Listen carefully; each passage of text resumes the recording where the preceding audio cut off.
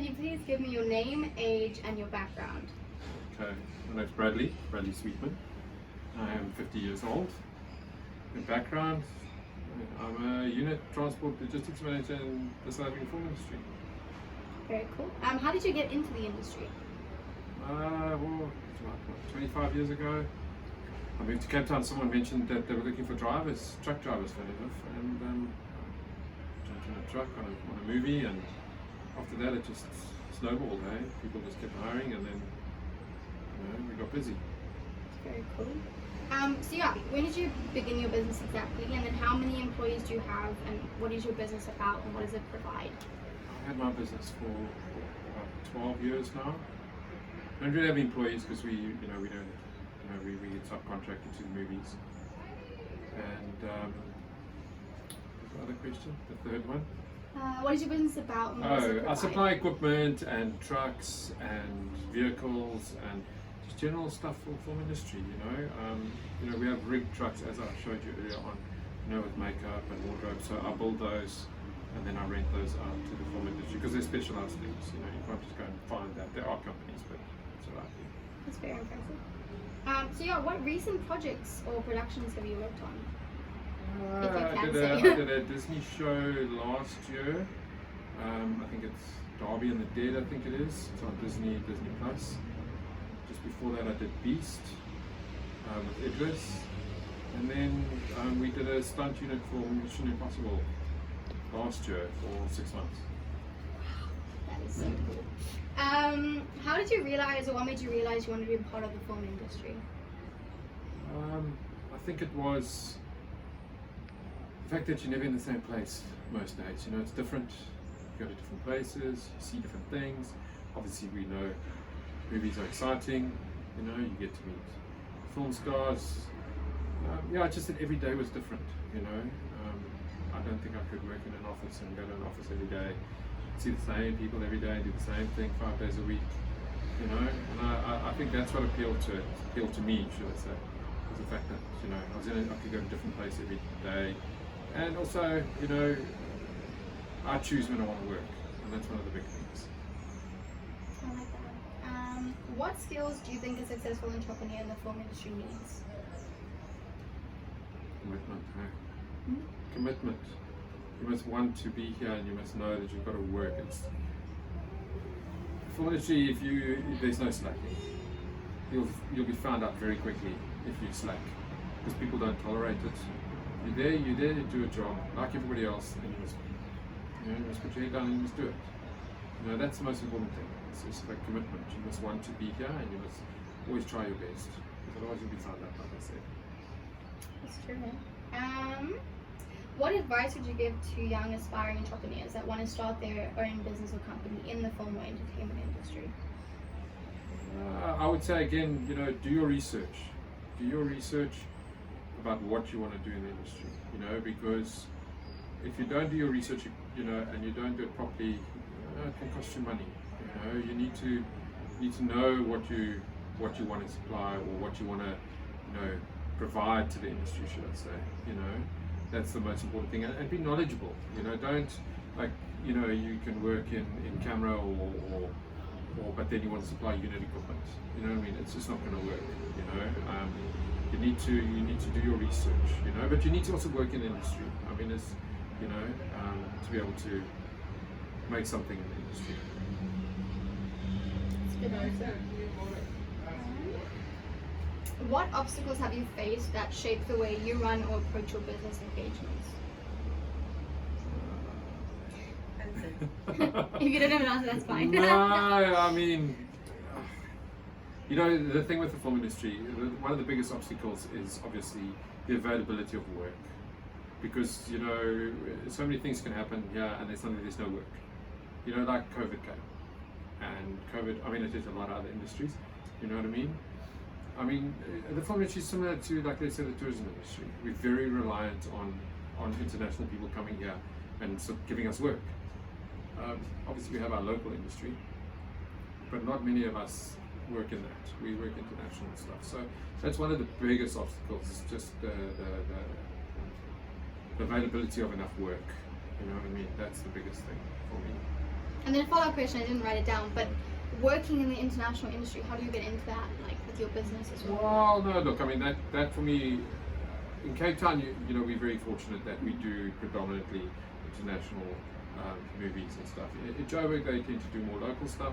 So, you know, I always started doing that. You know, I did international movies, then I did a lot of commercials, and then I just stayed in the industry. And I mean, it's, let's say a little bit is who you know, but obviously it's people you work with. People lie, we're creatures of habit.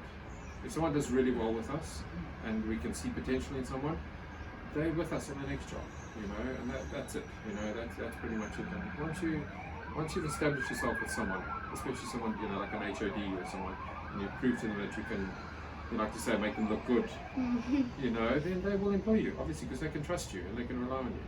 So that's a big thing. Would you say then that the industry has, like, obviously with COVID and everything, it made it very difficult. Would you say it's a reliable industry to work in for, you know, being able to pay the bills and everything?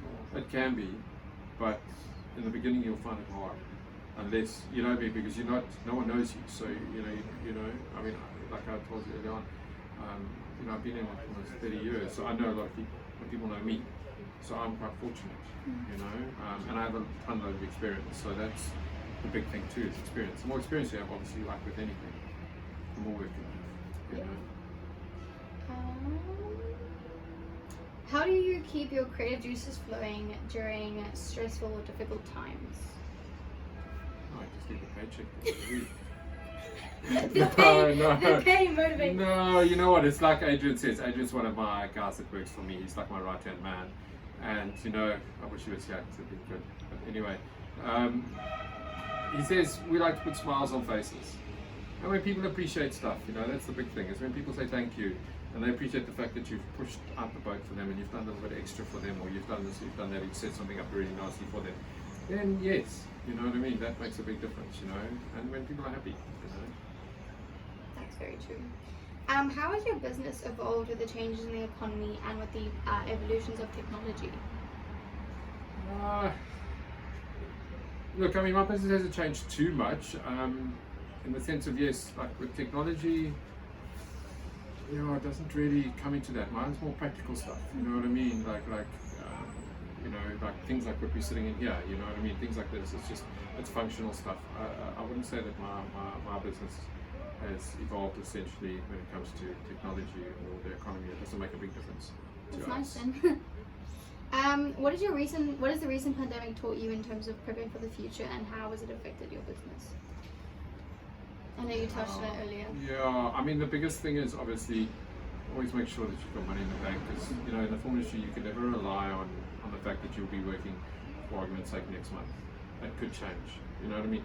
You know, the politics, especially in South Africa, well, all over the world really, but South Africa especially, it has a big effect on the film industry sometimes. You know, if something bad happens here and people hear about it, they don't want to come here. For argument's sake, you saw what happened with the airlines. I mean, when the pandemic hit, the airlines stopped, people stopped coming here, you know. So the biggest thing for me that taught me from the pandemic is make sure that you've got money in the bank, so that you can sustain yourself for at least 6 months. You know, don't live like tomorrow doesn't matter. Always make sure you've got money in the bank. Would you say that one job on set will help support you for the 6 months, or like how many jobs would you say can? Yeah, I mean, look, reliably- if I save my money, yes, I can. You know what I mean? I can definitely make it. Salary-wise, a little bit, but my company will make enough money for me and my business partner to be okay for at least 6 months. That's really nice. What qualities do you look for when you're looking for crew or employees? You know, like I said earlier on, you know, dedication, passion, you know, want to be at work, you know. I mean, we have a tendency in South Africa of people coming just for their paycheck, and that's all they feel. And they'll do the bare minimum to get that paycheck. We don't like that. You know, you must come here. You must want to work. You must, you know, and the willingness to learn. Ask questions. You know, no one wants a robot. You know, so ask questions. You know, those are the things I look in people at. You know, it's like, because if you ask questions, it shows me that you want to know. You want to learn. And also, one of the biggest things is if you make a mistake, own it. Don't try and blame someone or hide it. Just own it. I made a mistake.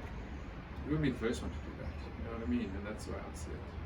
I like the asking questions there, so I feel like a lot of times people are kind of scared Scared to ask questions. Yeah. I don't care. Ask me 3-4 times. It's fine. Because then at least I know when you do it, you'll do it properly. That's true. I like that. What have been your 3 greatest accomplishments thus far in your career, would you say? My career. Mm. Well, yes, definitely opening the business. That was one of the biggest things, you know. I would say probably getting to work with a lot of the people that I have worked with, you know. Oh, can't really think about a third one. No worries, this interview. I'm kidding. And then lastly, what are the biggest barriers or obstacles that you've faced and might still face regularly? What, in my job? Yeah, sorry, yes. I wouldn't say that. I mean, for me, it's luckily, you know, because I've been doing it for so long, I don't have so many barriers. You know what I mean? I won't say it's easy to do my job, but it's easier now. You know, so I mean, some of the biggest barriers, I suppose, and that's touching on the crew and that is, and the people, is finding capable people. Unfortunately, you know, everybody wants to be in camera because that's the glory. You know what I mean? And that's what, you know, so that's one of the biggest obstacles that we're finding at the moment, is finding people that are going to, I suppose, like, take over from us. I mean, I'm no spring chicken, you know what I mean? I don't have that much longer left. So once I go, you know, are there people? And there aren't that many. So that's one of the biggest obstacles that we are finding. And it's not just me, it's locations. It's because we the service departments, and It's like there's no glory. For the service department in general, then, would you say they're willing to hire like people that just graduated and stuff, or is it kind of that they want more experienced people? Like, how do you go about getting that experience? Look, I mean, you know, the film industry has a training program, okay, called Film, okay, and I'd say that's a very good entry level space to come into. You know what I mean? Because you know, you could come in and you could do one job and say, oh, that's what I want to do, and then you could get in here and look at it and go, oh, I don't really like that, but I like that. You know, and I mean, and that's the biggest thing, is getting in and getting experience. So find a lot of people just find your way in first. It's not what it is. You can be an assistant. You know, you can do anything. You can and once you've got your way in, then you start meeting people, and then obviously gaining more and more experience. You know, getting on, learning about things. You know.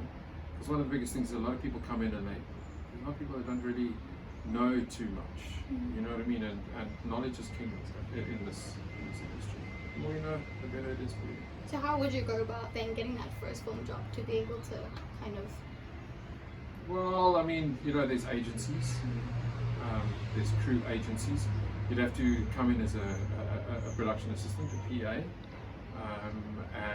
or like a film trainee. So if you wanted to be in camera, you can join the film people, and you can tell them I'm working camera, you know, or production, set dressing, props, wherever.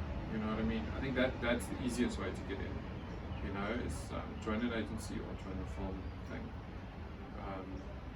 It's been such a long time, so I can't remember exactly how you get in there exactly. But those would be the ways to get in. I mean, it does help if you know someone. You know what I mean? It does really help too.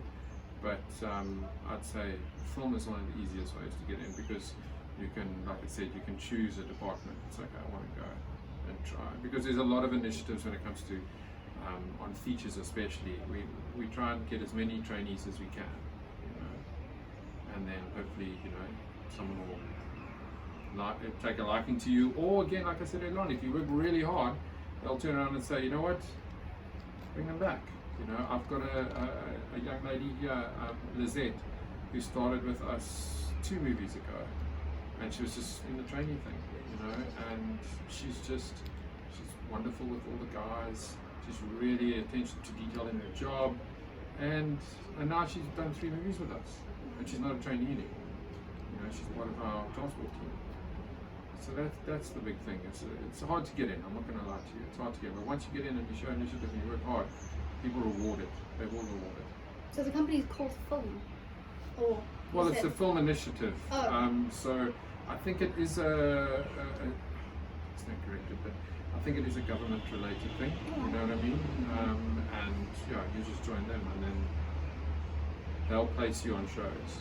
And I mean, you know, the other thing, and I did it myself in the beginning when I first started as a production assistant. It doesn't happen so much anymore, but I did days for free. I'd come in and say, look, I'll come work for free, and it was purely for networking, just to meet people.